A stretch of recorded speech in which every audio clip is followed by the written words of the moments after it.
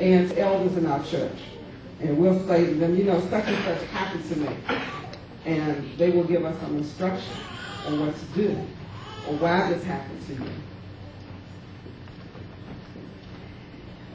Then eventually we will begin to recognize God's voice, and He will reveal His purpose to us. Now, there's another side to that, because there are some people, and I think all of us go through it at some point, who ignore that call, even when we know it's Him calling. We ignore it. They will simply ignore it and keep doing what they are doing. And I have to use myself as an example of that, because I was first saved when I was 18. And I knew then that I didn't know what His purpose was, but I knew God was calling me. And I joined the church, and I went to the church regularly. And when I didn't get what I thought I should get, the response I should get out of the church, and I said, I'm not going to do this. And I went back into the world, and I did my own thing, the way I wanted to do it, even though I knew God was calling me out. So, but He didn't give up. He didn't say, I'm going to let you go. He came after me with urgency.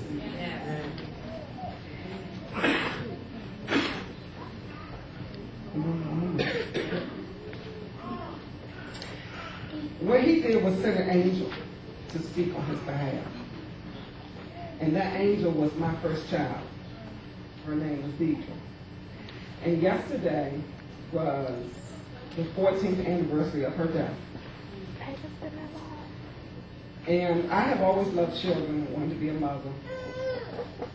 So when I got pregnant with her, I was excited about that. The only thing I didn't know was that I would have to endure the pain and heartache of giving birth and burying my child in the same year.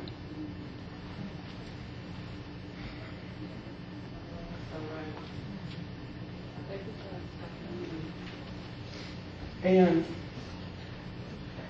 she's still with me because I know she's an angel. She is my angel. And she's always with me. And I also believe that when we have young children like that, they come and they die so early, that's what they are. They're angels.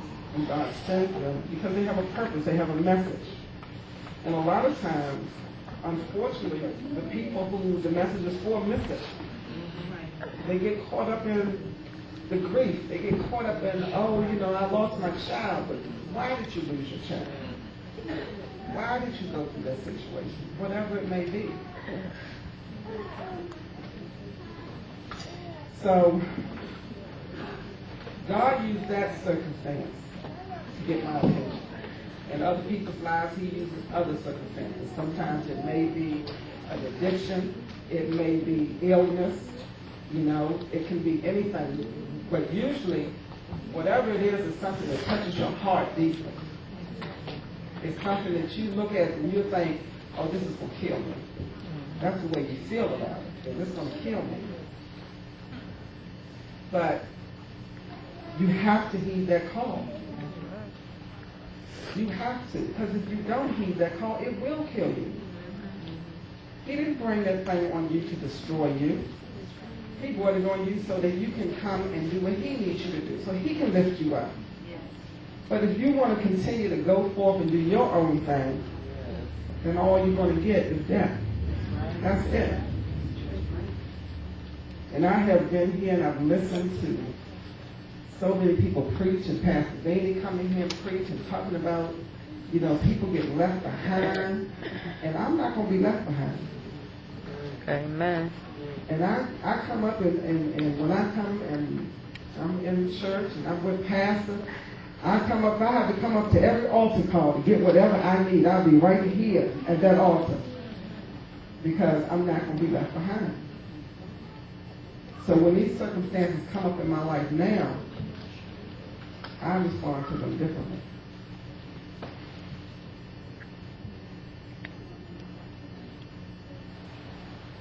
God can't reveal His purpose to you unless you are in a position to hear from Him. I wasn't in a position to hear from Him before that happened. because I was in the world, I was doing my own thing.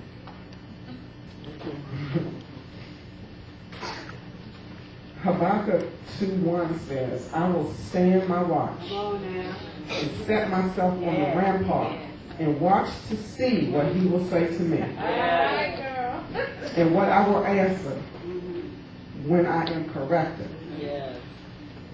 In other words, God is trying to purge us of those things that are not of him. And I'm not going to miss it. I'm not going to be asleep.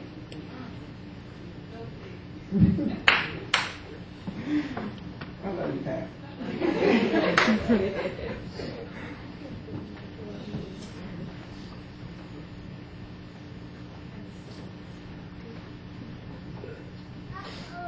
The word's not long that I have.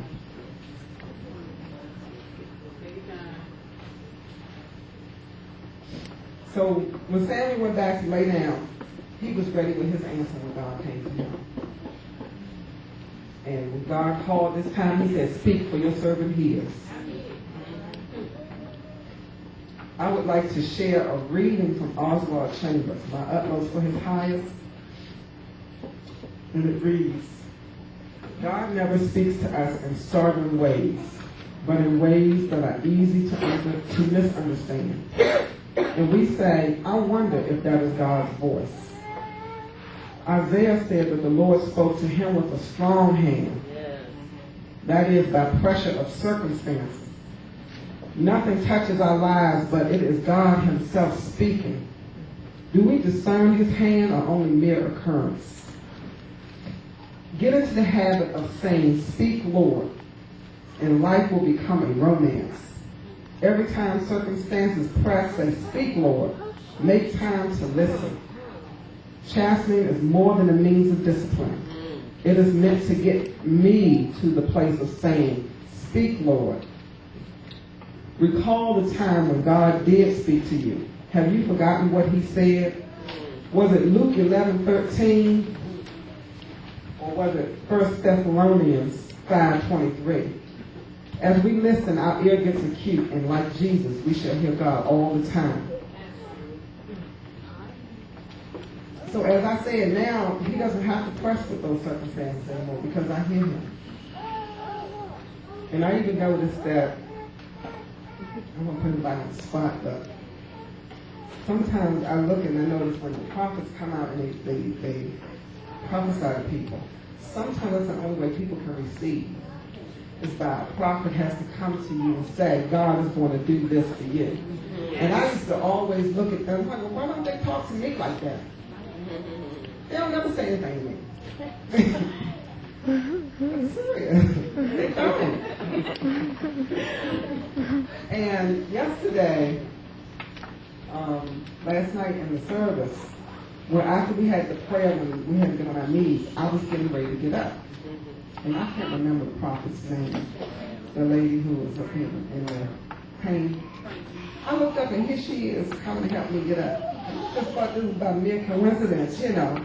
She coming to help me get up. And then I go to hug her and I look at her and I say, I remember you. And then I hug her and I'm on the floor. I was like, now afterwards, which the Lord had a word for me while I was on that floor. And he sent that prophet to speak to me, but she didn't speak it. The Lord speaks to me directly. So I don't need a prophet to speak to me. God speaks to me directly. So when I got up off the floor, I realized, okay, she just wasn't over here because she was walking by. And that's what the Lord told her to do. The Lord, because she was sitting up front. And it's amazing that nobody saw her come over there. But that's God. So now I'm not bothered anymore by the fact that prophets don't speak to me because God speaks to me directly. Amen. Amen. And that way I can't get it confused. Yes. Amen. I know exactly what he's saying to me. Yes. My filter is working.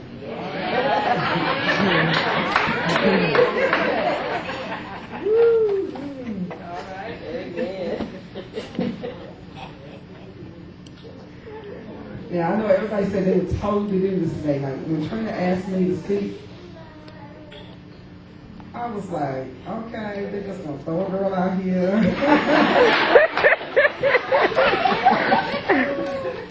Don't get no straightener.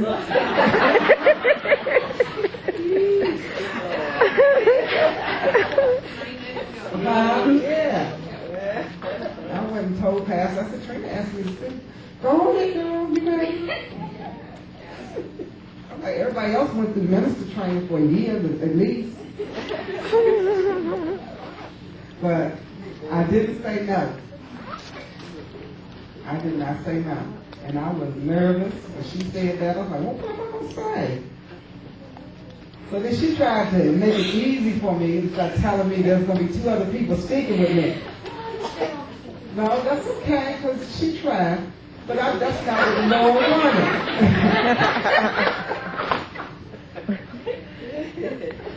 That's not what the Lord wanted. Because if He had wanted those other people to speak, they'd be here.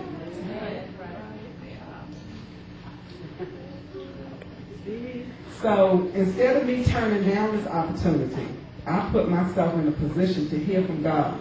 I was sitting on the rampart, and I was watching and seeing. And I was waiting for my confirmation from the Lord that this is indeed what He wants me to do. And I got that confirmation on the 13th. And He spoke to me again directly through that same prophet. So that's why I did not turn it down. And in closing, all I have to say is, I hope that you will position yourself to hear from God. What is He trying to say to you? What are you missing out on in your life because you're being stubborn and think that you know better than He does? Why are you afraid to listen and do what He says? Now is the time to find out. There are some of you here today who are not young in Christ, who recognize His voice, yet you are still ignoring the call. And your time is running out.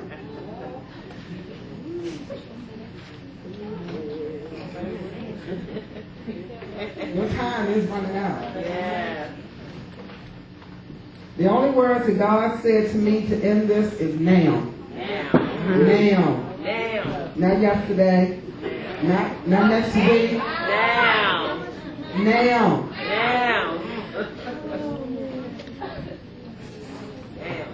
Now. You're going to heed His call. Now. Woo. I didn't have a title for this, you know. Title right now. Now.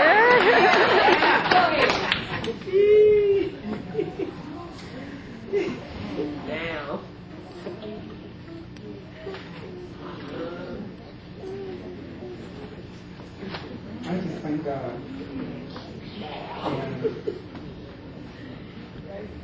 Now. Y'all hear him? He said now. He's going to be ready. He's going to be ready. I hear you, Sharon. She's going to be ready. I'm going to be ready. Are you going to be ready? Praise God. Amen. That's right. We sure do. I think a lot of us do. We were told today. I ain't got myself. Or was I? Okay? That's what the Lord gave me. I do have something to say to Pastor Brooks. There's a lot of people, and what she represents to me is for who doesn't see that and want that. And so, as I had said to her about a couple weeks ago, and I want it. I'm next. You know, I want that double part, and here I am. So I just thank God for you, because some of what I'm going to say has to happen last night. That's right. It's from a different perspective, but and we'll say to them, you know, such and such happened to me. That just happened to you. It's God's voice, and He will reveal His purpose to us. And all of us go through at some point who ignore that call. They will simply ignore it and keep doing what they are of that, because I was first saved when I was 14. I thought I should get a response. I should get out of the church. So, but he didn't give up. After me with urgency.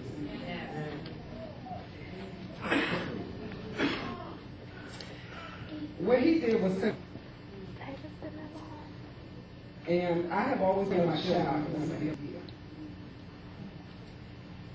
And I also believe that when we have young people who the message is for, miss it. They get. So it's something that you look at and you think, oh, this is going to kill me. That's the way you feel you. He didn't bring that thing you're going to get is death. That's it. And Amen. I come up and